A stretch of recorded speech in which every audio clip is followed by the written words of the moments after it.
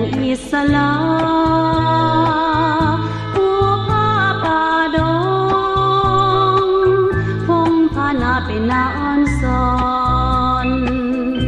ดอกไม้สัดซ้อนแสงสอนส่งกลิ่นหอมหวนสนสาดทั้งมวลมีสีเสรี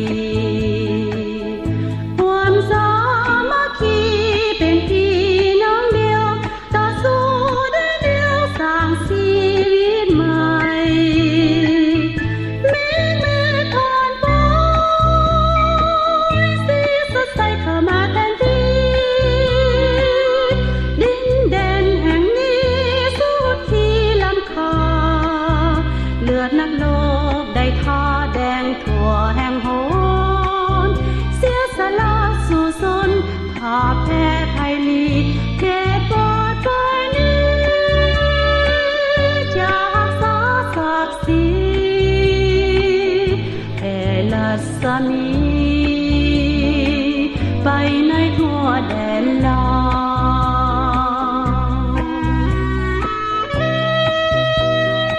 อนุรักษ์และเผยแพร่โดยพยานเพนซินสูนงามยามแลงแดนแห่งอิสลาผู้ผ้าป่าดงพงพานาเป็นนาอ่อนสอนดอกไม้สัดซ้อนแสงสอนส่งกลิ่นหอมห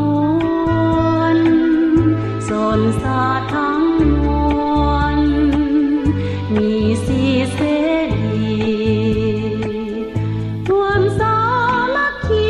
เป็นพี่น้องเดียวต่อสู้ด้วยเดียวสร้างชีวิตใหม่มีมือทอนปอยสีสดใสเข้ามาแทนที่ดินแดนแห่งนี้สู้ที่ลำคาเลือดนักรบได้ท่าแดงทั่วแห่งโห